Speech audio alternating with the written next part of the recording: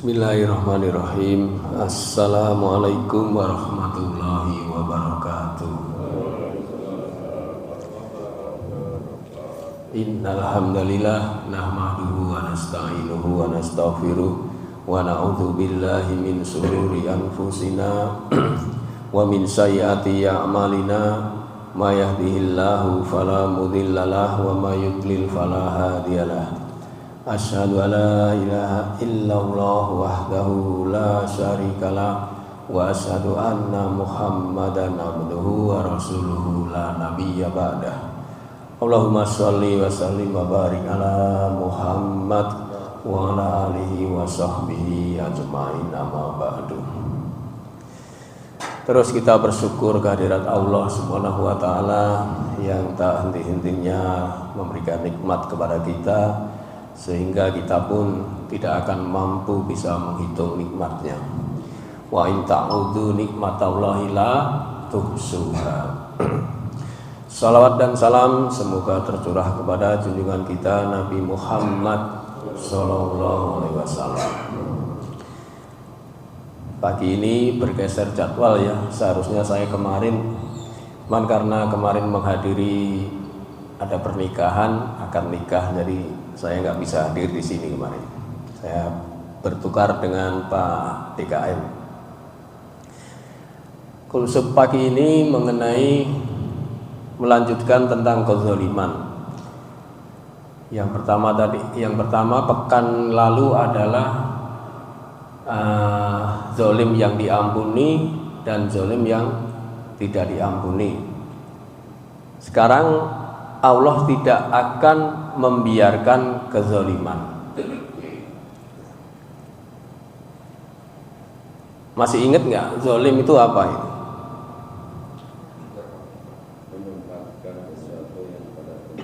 Tidak pada tempatnya.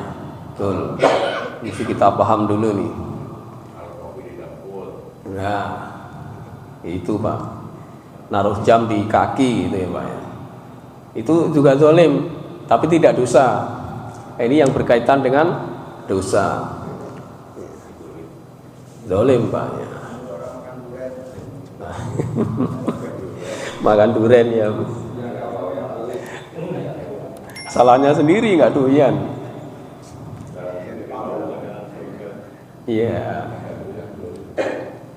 Iya kata Pak Jul, makanan surga loh. Nanti kalau nggak doyan durian. Jadi zalim di sini pekan lalu sudah saya sampaikan, mengulas sedikit ya supaya kita bisa lebih paham. Yang pertama adalah menjalankan ketidakadilan. Sebagaimana seorang pemimpin yang tidak adil itu pasti zalim. Tempatnya di neraka. Makanya menjadi pemimpin itu jangan minta Pak, tapi diminta, itu baru boleh ya. Sebagaimana dulu para sahabat ditunjuk oleh Nabi, tapi ada salah satu sahabat yang minta merengek kepada Nabi untuk menjadi gubernur, tapi sama Nabi dikatakan antum dhaifun, kamu itu lemah. Jadi jangan minta menjadi pemimpin, karena orang yang minta jadi pemimpin dalam suatu hadis itu tidak akan dibantu oleh Allah. Tapi kalau pemimpin itu yang diminta, insya Allah dibantu oleh Allah. Kemudian yang kedua maknanya meletakkan sesuatu yang bukan pada tempatnya. Misalnya apa Pak? Bensin dioplos, ya, hutan dibabat, nikel dihabisin itu Pak ya. Ada ya, lagi viral tuh. Ya. 3, penindasan dan mempercepat sesuatu yang masih belum pada waktunya. Ini apa ya, seperti prematur tapi bukan bayi Pak. Jadi belum waktunya udah diunduh gitu. Nah itu secara bahasa. Secara etimologi kemarin zolim terdiri dari 3 huruf, zo, lam, mim, yang artinya masih ingat nggak? Artinya apa? Gelap. Gelap kan Pak? Gelap. Makanya Nabi bersabda, ittaqu zulma fa inna zulma zulumati yaumil qiyamah. Berhati-hatilah kalian terhadap kezoliman, karena sesungguhnya kezoliman itu kegelapan di hari kiamat. Hadis riwayat Muslim. Nah, gelap sendiri ini mempunyai 3 makna lagi, Pak. Ketika Allah melenyapkan cahaya kepada orang-orang kafir. Itu ada di Al-Baqarah surat 17. Al-Baqarah surat 17. Masaluhum kamasalil ladzi istauqada naron falamma adaat ma haulahu dahaballahu binurihim wa tarakahum fi dzulumatil la yubsirun. Ya. Perumpamaan mereka seperti orang-orang yang menyalakan api. Berarti ada cahayanya setelah menerangi sekelilingnya. Lalu Allah melenyapkan cahaya yang menyinari dan membiarkan orang-orang dalam kegelapan, nggak bisa melihat. Itu makna pertama. Makna yang kedua yaitu gelap adalah kesesatan. Ya. Al ilmu nurun, ilmu itu cahaya. Azulmun zulmun. Ya. Jadi gelap itu kesesatan. Kira-kira kalau gelap nabrak-nabrak Pak? Iya. Beragama juga gitu Pak. Jangan sampai dalam kegelapan. Jadi nanti asal aja gitu. Jadi harus ada petunjuk, harus ada cahaya. Sehingga dalam beribadah tidak asal-asalan. Yang ketiga, makna gelap itu bisa menjadikan kekafiran ya Pak ya. Itu Al-Baqarah 257. Pak Jul itu udah hafal. Apa Pak Jul? Allahu waliyul ladzina amanu yukhrijunahum minadz-dzulumati ilan nur, dan seterusnya itu Pak ya. Jadi Allah itu pelindung orang yang beriman, mengeluarkan mereka dari kegelapan kepada cahaya atau iman. Tapi sebaliknya, orang-orang kafir pelindungnya adalah tagut, setan, yang mengeluarkan mereka dari cahaya menuju kegelapan. Mereka itulah penghuni surga, hum fiha khalidun, kekal di dalamnya. Ya. Nah sekarang Allah tidak membiarkan kezoliman, yaitu berkaitan zolim kepada sesama manusia. Memang apa ada kezoliman seperti ini Pak? Ada nggak Pak? Zolimnya manusia kepada manusia. Ini terkadang kita nggak sadar juga Pak. Ya kadang-kadang kita nggak sadar itu berbuat zolim. Misal, ini kalau saya lihat, misalnya sidqi, yaitu seperti orang yang suka ngambil barang orang lain, itu apa Pak? Kleptomania, ya, kleptomania. Mengambil barang milik orang lain tanpa hak dengan maksud untuk memiliki dari tempat atau barang itu tanpa sepengetahuan pemiliknya. Ya. Contoh lain yaitu di dalam muamalah, yaitu riba, Pak. Riba ini merupakan tindakan yang dilarang, sebab memakan harta riba secara batil, memakan harta orang lain dengan cara batil itu adalah seperti merampas hak-hak mereka. Ada ribanya. Dan orang yang memakan harta riba ini sama saja berperang melawan Allah. Ya. Al-Baqarah 278 kalau nggak salah ya Pak Anto. Bentar.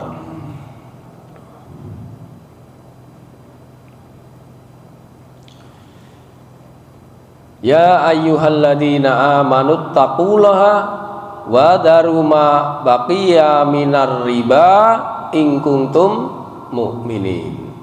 Wahai orang-orang yang beriman, bertakwalah kalian kepada Allah dan tinggalkanlah sisa riba jika kalian beriman. Fa illam taf'alu fa'daru biharbim minallahi wa rasulih wa in tubtum falakum ru'usu amwalikum la tatlimun wa la tutlamun.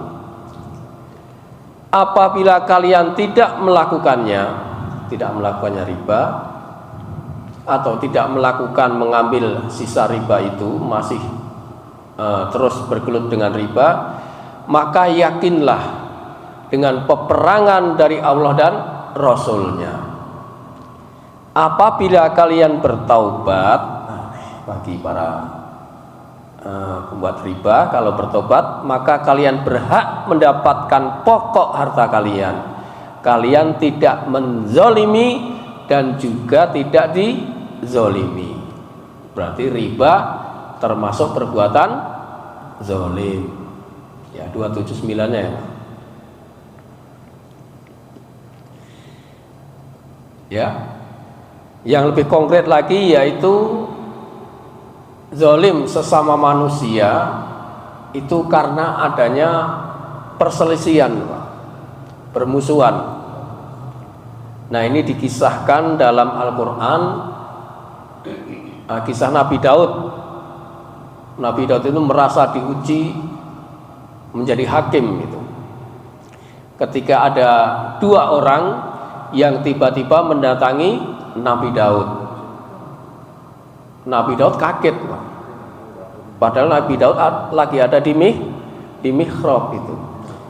Kita buka dulu Pak, As-Sod ayat 21 sampai 24, surat ke-38 ayat 21 sampai 24. Wahal ataka naba'ul khosmi tasawwarul mihrab, dan apakah telah sampai kepadamu berita orang-orang yang berselisih, ya, ini berselisih Pak, ketika mereka memanjat dinding mihrab, ketika mereka masuk menemui Daud, lalu dia terkejut karena kedatangan mereka.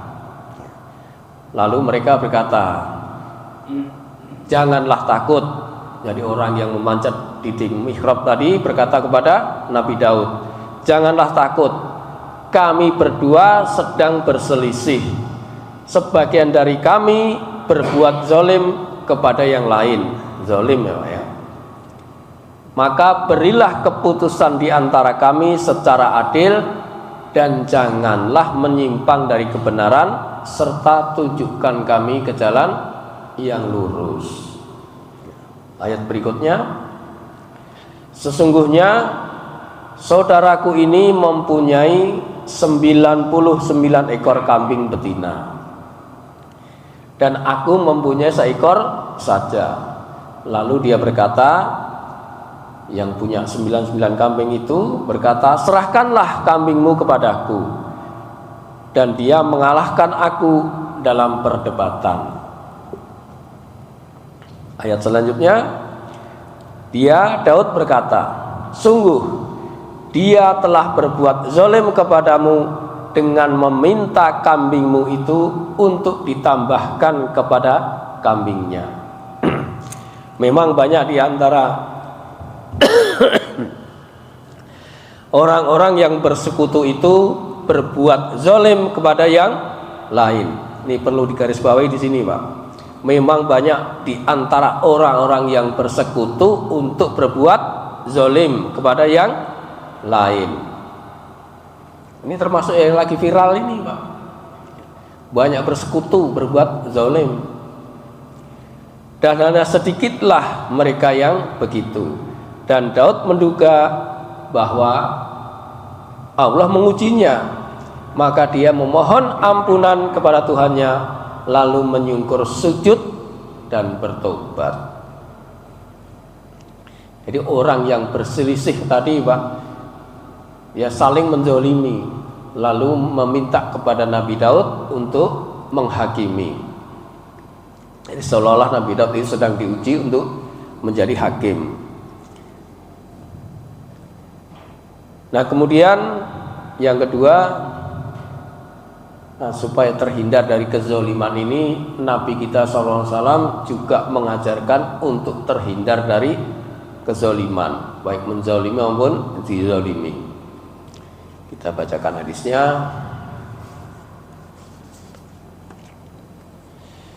Dari Abu Hurairah bahwa Rasulullah SAW mengucapkan, ya Allah, aku berlindung kepadamu dari kefakiran. Aku berlindung kepadamu dari kekurangan dan kehinaan. Wa a'udzu bika an atlima au utlama. Dan aku berlindung kepadamu dari melakukan kezaliman atau dizalimi. Hadis riwayat Nasa'i. Jadi dari beberapa kasus yang saling menzalimi ini, maka timbul larangan zalim, di mana Allah sendiri mengharamkan kezaliman. Maka diperintahkan kepada hamba-hambanya untuk tidak berbuat zalim. Sebagaimana Rasulullah SAW bersabda,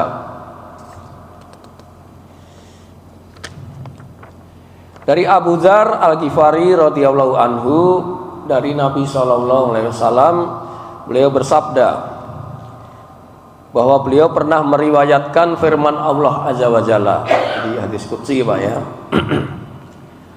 Wahai hambaku, sungguh aku mengharamkan kezaliman atas diriku, ini kata Allah, dan aku menjadikan kezaliman itu haram di antara kalian.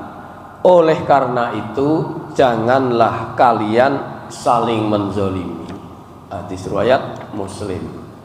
Jadi udah ada larangan berbuat zalim. Jadi kalau sudah dilarang tidak berbuat zalim, maka sebenarnya orang-orang muslim itu akan selamat, baik selamat dari lisan maupun dari tangannya. Karena lisan ini dan tangan ini yang paling banyak menimbulkan kezaliman, terutama lisan ini. Kadang-kadang nggak disengaja juga orang berbuat zalim dengan lisannya. Dari Abdullah bin Amru, dari Nabi SAW, beliau bersabda, Iyyakum wa zulma fa inna zulma zulumatun yaumal qiyamah. Ini yang hadis tadi. Jauhilah oleh kalian perbuatan zalim, karena kezaliman adalah kegelapan di hari kiamat. Maka berdirilah seorang laki-laki seraya bertanya, wahai Rasulullah, Islam yang bagaimana yang paling utama? Maka Nabi SAW menjawab,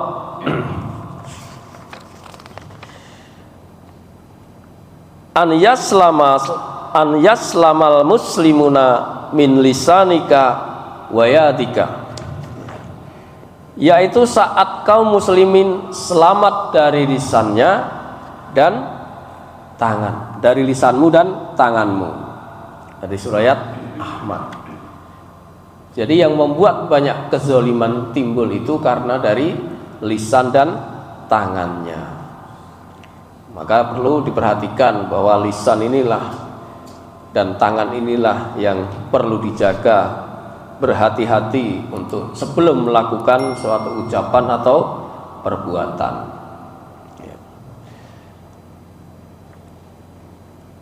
Nah, itulah beberapa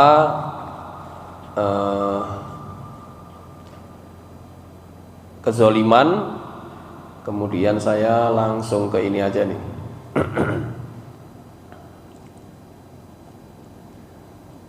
Nah, sekarang kenapa Allah tidak membiarkan kezaliman? Ini ada 5 maknanya, Pak. Yang pertama, Allah akan mensifati keburukan. Jadi orang yang berbuat zalim ini akan disifati dengan keburukan. Sebagaimana Rasulullah SAW pernah bersabda, hadis riwayat Ahmad. Saya bacakan hadisnya. Dari Abdurrahman bin Hamni sampai kepada Rasulullah SAW, sebaik-baik hamba Allah ialah hamba yang senantiasa mengingat Allah.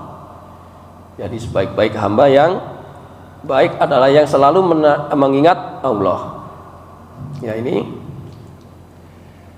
Dan seburuk-buruk hamba Allah ialah orang yang satu, suka mengadu domba. 2, suka memecah belah antara mereka yang saling mengasihi. 3, wasiraru ibadillah. Suka bukan ini. Yang ketiga yaitu suka berbuat zalim. Ya, suka berbuat zalim. Ini yang perlu digarisbawahi. Yang keempat adalah suka menimbulkan kesusahan orang lain. Ini saya boldnya salah ini. Jadi saya ulangi, seburuk-buruk hamba Allah ialah orang yang suka mengadu domba, suka memecah belah, suka berbuat zalim, dan suka menimbulkan kesusahan orang lain. Ini kelihatannya melintas begitu saja, tapi sebenarnya dalam sekali ini, Pak. Baik, kita lanjutkan. Yang kedua yaitu Allah akan membuka pos pengaduan. Jadi enggak cuman polisi atau wali kota yang membuka pos pengaduan, tapi Allah juga membuka pos pengaduan karena terjadinya kezoliman. Orang yang dizolimi akan lapor kemana? Ke Allah. Makanya Allah membuka pos pengaduan. Dan ini membuat bahaya bagi orang yang suka menzolimi. Karena pos pengaduan ini 24 kali jam pula full, dan ini langsung dijalankan, Pak, pos pengaduan ini. Nggak usah ditunggu dulu, disimpan dulu prosesnya nanti. Kalau ini Allah langsung dibalas. Kita buka dulu hadisnya. Ittaqi da'watal mazlum. Takutlah terhadap orang yang terzolimi. Fa innaha laisa bainaha wa bainaullahi hijab. Karena di doanya langsung sampai kepada Allah tanpa ada hijab, tanpa ada penghalang. Berarti langsung sama Allah dibalas orang yang mengadukan di pos pengaduan Allah itu. Jadi mesti hati-hati kalau kita berbuat zalim, orang yang terzalimi itu langsung mengadu kepada Allah, ini doanya langsung diijabah, langsung sampai kepada Allah, tidak ada penghalang. Nah, dukungannya kita bacakan dari Abu Hurairah, dia berkata, Rasulullah SAW bersabda, 3 orang yang tidak akan ditolak doanya. Salah satu la turaddu da'watuhum. Yang pertama, imam yang adil. Bapak ada menemukan nggak Pak, ada seorang imam yang adil, pemimpin yang adil? Kalau Bapak menemukan, doa imam itu, doa pemimpin itu apa? Tidak tertolak. Yang kedua, orang yang berpuasa hingga berbuka. Nah, ini yang suka berpuasa ini banyak berdoa, Pak.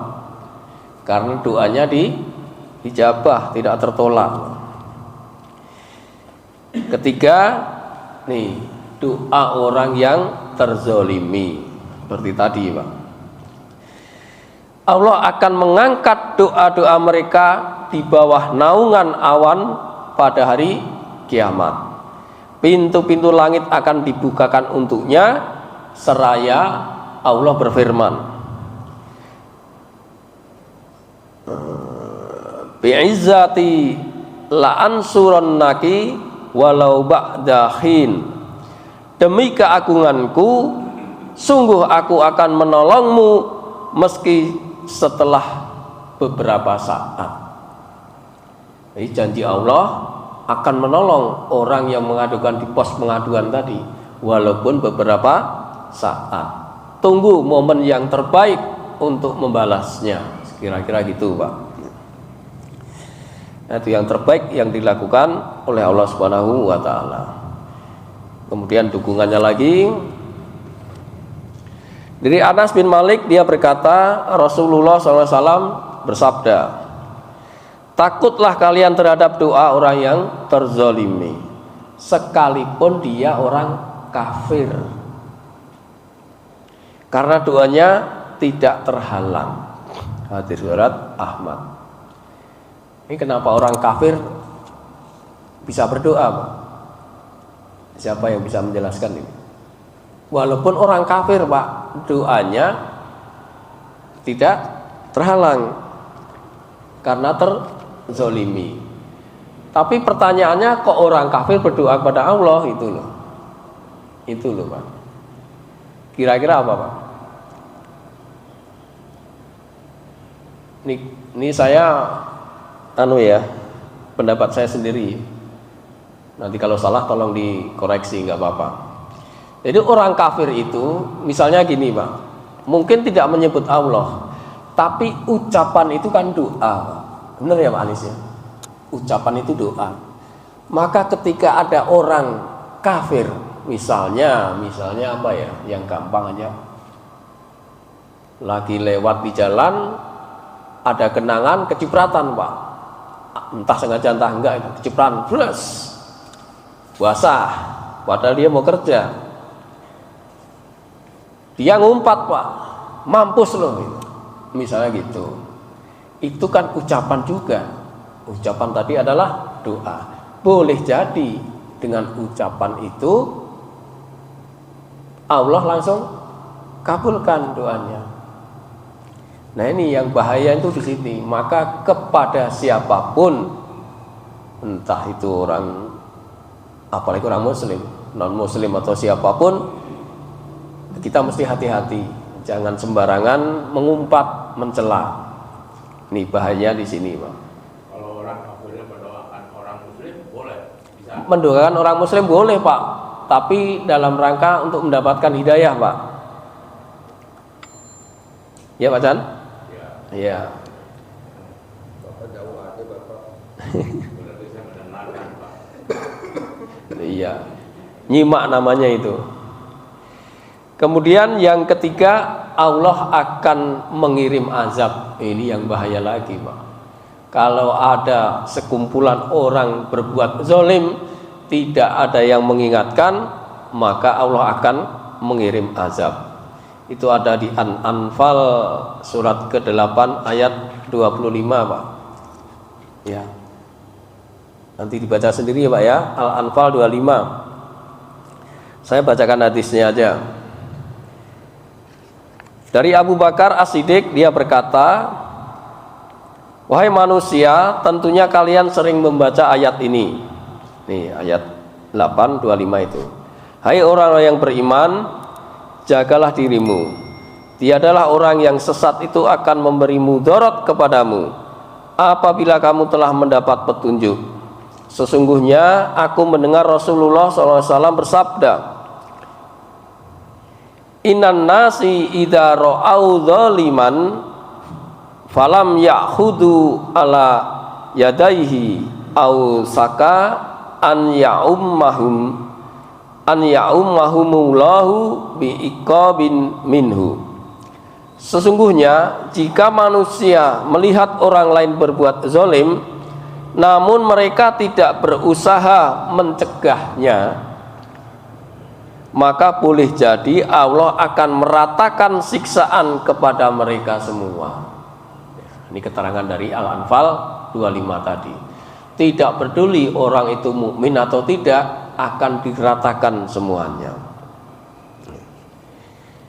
Ini bahayanya berbuat zalim. Maka tentu ada, kalau di lingkungan ada yang berkuasa, yang mempunyai jabatan, itulah yang seharusnya memberi peringatan. Kalau kita yang tidak mampu, tentu hanya bisa mendoakan dan mengingkari perbuatan kezaliman. Ya. Kemudian yang keempat, orang yang berbuat zalim itu nanti Allah akan menunda ampunannya. Ini juga berat ini, Pak. Ditunda ampunannya. Dari Abdullah bin Kinanah bin Abbas bin Mirdas As-Sulami, dia berkata bahwa Nabi SAW berdoa kepada Allah, ya, bahwa Nabi SAW berdoa kepada Allah memohon kebahagiaan dan ampunan untuk umat beliau. Maka Allah menjawab, kan Rasul berdoa ini, aku mengampuni mereka kecuali orang yang berbuat kezaliman. Inni qad ghafartu lahum ma khala zalima fa inni akhudu lil min matslumi minhu. Aku mengampuni mereka kecuali orang yang berbuat kezaliman, maka aku memberikannya kepada yang terzalimi. Kebahagiaan tadi dilimpahkan kepada orang yang terzalimi. Jadi doa Nabi aja itu sebagaimana keadaannya. Kalau orang yang zalim ditunda ampunannya. Kemudian kenapa Allah menunda ampunan gitu? Ya. Kenapa Pak Allah menunda ampunan? Kita buka kenapanya, yaitu surat 42, Pak. Asy-Syura ayat 40 sampai 43. Wa jazaa'u sayyi'atin sayyi'atum misluha faman ahwa wa aslaha fa ajruhu 'ala Allah innahu innallaha la yuhibbudz zalimin. Dan balasan suatu kejahatan adalah kejahatan yang setimpal, jahat sesuai dengan kejahatannya. Tetapi barang siapa yang memaafkan, ini digarisbawahi Pak, memaafkan dan berbuat baik kepada yang berbuat jahat. Berbuat baik kepada orang yang berbuat jahat, bisa nggak Pak kira-kira Pak? Berbuat baik pada orang yang berbuat jahat, angel Pak ya, susah Pak. Maka pahalanya dari Allah, sungguh Dia tidak menyukai orang-orang yang zalim. Ayat selanjutnya, walamanim tassaro ba'datul mihi fa ulaika ma alaihim min sabil. Tetapi orang-orang yang membela diri dari setelah dizolimi tidak ada alasan untuk menyalahkan mereka. Innamas sabilu 'alal ladzina yatlimuna nasa wa yabghuna fil ardi bighairil haq ulaika lahum adzabun alim. Sesungguhnya kesalahan hanya pada orang-orang yang berbuat zalim kepada manusia dan melampaui batas di bumi tanpa mengindahkan kebenaran. Mereka itu mendapat siksa yang pedih. Ayat 43-nya, walamang sobaro wa ghafara inna dzalika lamin asmil umur. Tetapi barang siapa yang bersabar dan memaafkan, susah nih memaafkan kepada orang yang menzalimi. Ya man ya, susah kan? Sungguh yang demikian itu termasuk perbuatan yang mulia. Pasti balasannya surga. Jadi jelas penyebabnya masalah permaafan tadi, Pak. Permaafan ini harus dengan dua pihak, ya, harus memaafkan kepada dari pihak satu ke pihak kedua, dari yang menzalim kepada yang dizalimi. Dari Ibnu Umar, dia berkata, aku pernah mendengar Rasulullah SAW bersabda, barang siapa bermusuhan dalam suatu kebatilan padahal mereka mengetahuinya, maka mereka akan selalu dalam kemurkaan Allah sampai mereka mencabutnya. Ya. Jadi berselisih, orang yang berselisih, bermusuhan itu akan dimurkai Allah sampai dia saling memaafkan. Nah, orang yang bisa memaafkan ini akan diberi 4 keunggulan, Pak. Jika sudah memaafkan, pintu ampunan dibuka. Nah, yang tadi ditunda, setelah bermaafan, pintu ampunan dibuka. Dari Abdullah bin Amr bin As dari Nabi SAW bahwasanya beliau bersabda, kasihilah niscaya kalian akan dikasihi, wa ghaffiru yaghfirullahu lakum, dan maafkanlah niscaya Allah akan mengampuni kalian. Ya, jelas ya. Jadi kalau kita memaafkan dan menerima maaf, maka pintu ampunan akan dibuka. Yang kedua, memaafkan adalah melakukan perintah Allah. Ya. Jadi perintah Allah kalau dilakukan berarti akan mendapat ampunan. Sebagaimana Nabi bersabda dari Hisam bin Urwah dari ayahnya dari Ibnu Umar tentang firman Allah Azza wa Jalla, hadis qudsi, jadilah engkau pemaaf. Ini ada di surat apa, Pak? Surat Al-A'raf 199 itu, Pak. Khudil afwa, jadilah pemaaf, wa'mur bil urfi, dan suruhlah orang berbuat baik. Jadilah engkau pemaaf. Dia berkata, Allah menyuruh nabinya SAW untuk memaafkan berbagai perangai yang dilakukan manusia terhadapnya. Hadis riwayat Hakim. Yang ketiga, kalau orang sudah memaafkan akan diangkat derajatnya. Ini di sisi Allah, Pak, derajatnya ya. Jangan mengukur dengan manusia. Dari Abdurrahman bin Auf, dia berkata, Rasulullah SAW bersabda,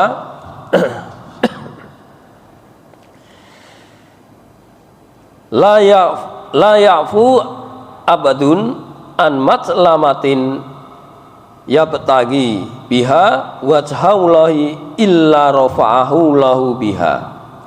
Tidaklah seseorang hamba memaafkan kezaliman karena mengharap ridha Allah, terkecuali Allah akan mengangkat derajatnya dengan permaafannya itu. Hadis riwayat Ahmad. Ya, jadi memang memaafkan inilah yang sangat utama ini. Akan membuka pintu ampunan, terus kemudian diangkat derajatnya. Terus satu lagi, kalau sudah dapat permaafan, dosa diampuni. Dari Abdullah bin Amr bin As bahwa Rasulullah SAW bersabda, hendaklah kalian saling memaafkan dalam masalah hukuman had yang terjadi di antara kalian. Hukuman had apa, Pak? Ya nanti googling aja, Pak. Had, hukuman had itu, Pak, ya. Sebab jika had telah sampai kepadaku, maka wajib untuk dilaksanakan. Jadi mungkin sedikit bahwa hukuman had adalah sanksi pidana ya Pak ya, yang hukuman yang terkait dengan tindak pidana. Hukuman apa ya, misalnya apa ya Pak? Apa Pak misalnya Pak hukuman pidana itu? Ya, kriminal ya. Iya. Coba.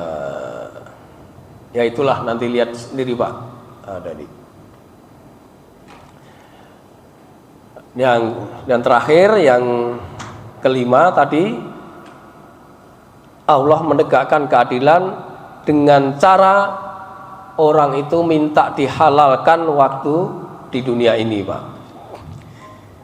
Jadi kalau orang saling menzalimi ya, itu saling memaafkan dan minta dihalalkan.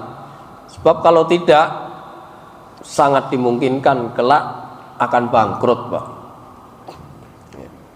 Makanya di dunia ini bagi orang yang berbuat zalim segera minta maaf, menghalalkan, minta dihalalkan. Dari Abu Hurairah radhiyallahu anhu, dia berkata, Rasulullah SAW bersabda, siapa yang berbuat zalim terhadap kehormatan saudaranya atau terhadap sesuatu apapun yang merupakan milik saudaranya itu, entah mengambil, entah nyuri apa, hendaklah dia meminta kehalalannya pada hari ini, waktu di dunia, sebelum datang hari yang ketika itu tidak bermanfaat lagi dinar dan dirham. Jika dia tidak melakukannya, maka nanti di hari kiamat, bila dia memiliki amal soleh, akan diambil darinya sebanyak kezolimannya. Apabila dia tidak memiliki kebaikan lagi, maka keburukan saudaranya yang dizolimi itu akan diambil, lalu akan ditimpakan kepadanya. Hadis riwayat Bukhari. Inilah yang timbul hadis bangkrut, karena walaupun amalnya banyak, membawa amal sholat, amal puasa, amal sedekah, tapi masih ada kezoliman kepada orang lain, maka tentu akan diambil kebaikannya untuk menebus kezolimannya. Itulah kenapa Allah tidak membiarkan kezoliman, terutama kepada sesama hambanya, agar kelak di hari kiamat tidak bangkrut Pak. Maka dengan adanya kezaliman ini, baik sengaja maupun tidak sengaja, tentu harus saling memaafkan. Tidak perlu menunggu momen-momen tertentu, Idul Fitri atau yang lainnya, tetapi ketika kita merasa kok berbuat zalim, segera minta maaf. Dan yang terutama yang dizalimi itu juga harus memberikan maaf, harus jadi pemaaf, sebagaimana perintah Allah tadi, jadilah pemaaf. Demikian, mudah-mudahan ada manfaatnya. Ada tambahan? Ada pertanyaan? Ya, silakan Pak.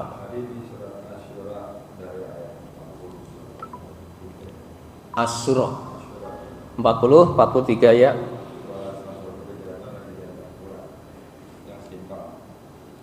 Ini sepertinya ayat-ayat ini kalau dipahami sesuasanya seperti kalau kita dizalimin, Iya. kita harus maafin. Nah, Sebaiknya Pak. baik, Iya. berbuat baik kepada orang yang jahat. Kedua, kalau dibalas pun enggak maaf. Iya. Gitu ya. Mm-mm. Nah, Tapi kalau membalas harus sesuai Pak. nah, Itu yang susah di situ Pak. Kan ada kisos itu Pak. masalahnya kan sampai ke 42 ini adalah diarahkan memaafkan lebih baik. Betul Pak. Memang gampang diucapkan tapi susah dilakukan karena namanya orang terzolimi Pak. Sakit hati Pak. Nah artinya arahannya dari ayat ini berarti kita disuruh arahnya lebih tidak membalas ya. Betul Pak. Sabar dan memaafkan. Pertanyaan selanjutnya adalah kenapa Allah mengizinkan hal itu terjadi gitu. Maksudnya orang kok bisa menzolimi gitu. Iya. Kita tahu lah sekarang seperti apa di Indonesia ini. Iya. Banyak orang Paham Pak. menzolimi. Iya. Terus kenapa Allah membolehkan itu terjadi gitu. Iya. Maksudnya apa nih? Iya. Apa yang harus kita ambil sikapnya gitu. Iya. Kalau lihat dari sini kan sebenarnya sudah jelas, cuma kan skalanya luar biasa nih. Iya. Kira-kira gimana Pak? Ya kan kok orang kok bisa berbuat zalim ya? Iya. Ya, itu karena adanya dosa dan pahala Pak. Iya. Ujian, betul Pak. Ya itulah. Makanya sangat berpotensi menjadi di ayat itu menjadi orang yang mulia kalau bisa sabar dan memaafkan kezaliman saudaranya. Nah, itu berpotensi pahala Pak berarti. Ya. Ya. Sebenarnya Allah bersama orang sabar. Jadi Iya. kalau kita bersabar ya bersama Allah. Iya. Innallaha ma'as sabirin. Iya. Nyambung pertanyaan Pak Anto. Ya Pak. Pertanyaan Pak Anto ini kasus hukumannya ya kayak Gaza itu kan kesannya kita kalau membiarkan kesannya ya Pak. Nah terus kalau negara-negara tidak memperhatikan atau tidak membantu, tadi dijelaskan kita itu kebagian dapat berkah Allah. Iya Pak. Itu gimana? Bisa jadi kan tadi Allah akan mengirim azab kalau ada suatu kekuasaan tapi tidak dijalankan dengan kekuasaannya itu. Ya tadi ayatnya jelas kan Al-Anfal 25 itu. Coba kita buka dulu itu. Ya kayak kasus Gaza ini kan bertubi-tubi Pak. Terus lagi bombardir. Tapi nggak habis-habis juga Pak. Tidak habis-habis juga. Nggak tahu itu. Kesannya ya tadi Pak Anto bilang seolah-olah dibiarkan. Nah, itu gimana Pak? Saya tidak jauh seperti itu Pak. Dari diri saya sendiri, satu prihatin dengan keadaan, kedua kita hanya bisa mendoakan. Nah ini konteksnya itu kan Pak, menzolimi. Iya. Konteksnya itu, kita kembali ke konteks aja Pak. Maksudnya gini kali Pak, kenapa Allah menghadirkan ini, Iya. kasus Gaza ini, memang ujian bagi kita. Siapa yang mau ngambil peran baik di situ, pahalanya jelas. Jelas, betul Pak. Setuju. Kedua, Iya. kedua, siapa yang diam aja, siksanya juga Betul. jelas. Iya. Gitu. Nah, memang tuntunannya memang tadi di dalam Al-Quran ini. Iya. Semangatnya adalah semangat supaya nggak terzolimi lagi. Di sini kan dijelaskan bahwasanya kalau dia balas juga artinya dia bertahan gitu. Artinya dia nggak boleh gitu. Iya. Itu boleh. Gitu. Boleh. Iya. Nah, Iya. jadi sebenarnya hukum ini harus berlaku di Gaza ini gitu. Artinya apa? Kayak Hamas dan orang-orang Palestina kan dia fight untuk freedomnya dia gitu. Nah, kalau kita yang di luar ini gimana? Nanti dilihat dia mau, dilihat ini diam aja, ini kirim bantuan yang apa. Nah, cuman yang paling yang kita tidak tahu adalah sampai kapan ini bakalan berlangsung gitu. Kok kayaknya saya ini banget ya. Iya. Memang kita nggak tahu itu Pak. Udah kayak begitu masih aja gitu. Iya. Kayak kemarin kan ada bantuan itu di hijack di tengah jalan gitu Pak. Allah Luar alam. biasa. Tapi ada juga dampaknya Pak kan, orang yang dengan berbuat untuk memblokir minuman misalnya gitu, itu kan dampak juga. Iya, dari situ. Ya itu minimal ya yang bisa kita perbuat untuk tidak membeli makanan atau minuman orang-orang yang menyumbang ke sono gitu Pak. Ya, kepada kejahatan. Saya pernah mendengar satu ceramah Pak, katakanlah Indonesia sekarang lagi tidak baik-baik saja. Iya. Kenapa seperti itu? Bisa jadi kitanya ini banyak dosa juga. Iya betul Pak. Iya. Iya bisa Betul. jadi. Bisa jadi Pak. Pertama memang diuji, gitu ya, kualitas iman kita. Kedua, memang kita lagi banyak karena kita banyak dosa gitu Pak. Dan kenapa kita kebanyakan juga diam? Iya, bukan bisa. Iya kan? Iya. Bisa jadi Pak Anto memang iya. Iya. Nah. Masih pemimpin yang begini ya kan, kita sudah ngerasain gitu. Iya. Karena kan kalau dalam pemikiran kita nggak masuk akal nih, kalau orang salah kayaknya didukung. Iya. Itu tadi ada kan berserikat dalam kezoliman itu udah tinggal tunggu aja. Jadi ada kan hadisnya saya bacakan itu. Berarti pegangan kita adalah goal kita sama Allah adalah orang nggak bakalan diam. Iya. Iya. Kezoliman ini akan diberesin lah. Betul Pak. Ya kesimpulannya kita berprasangka baik pada Allah itu aja kalau gitu. Oh, ya harus itu Pak. Harus kalau itu. Nggak tahu kita skenario apa ya. Kalau bicara orang goal kok kayaknya Harusnya sih mengambil peran harusnya ya. Harusnya. Makanya minimal tadi itu Pak. Iya. ketika kita mendengar saudara kita di presiden, terus kita udah nyumbang belum kan gitu Iya. ya? Itu kan makanya akan ditanyakan nanti, diambil akhir nanti, saudara lu begini, ini enggak gitu kan? Makanya perlu juga barangkali setiap ada pertemuan atau ya seperti sekarang kita begini kan berkumpul ya, ya mendoakan gitu kan? Iya. Mendoakan Allahumma aida muslimin wal mu'minat ini kan. Indonesia kosong. Allahumma wansur gitu kan. Betul Pak.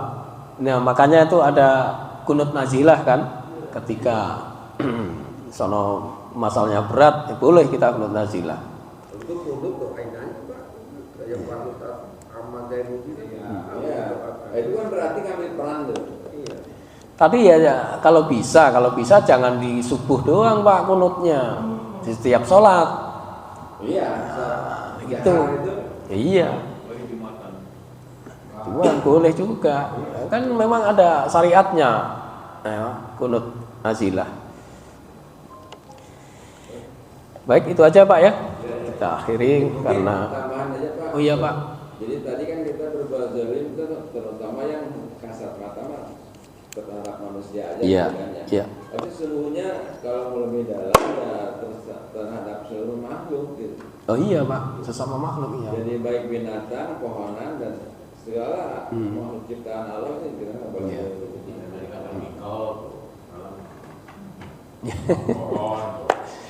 Sama madu.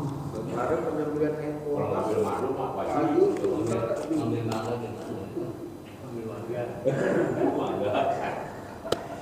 Baik kita baca doa kafaratul majelis. Subhanakallahumma wa bihamdika asyhadu an la ilaha illa anta astaghfiruka wa atubu ilaik. Billahi taufiq wal hidayah. Assalamualaikum warahmatullahi wabarakatuh.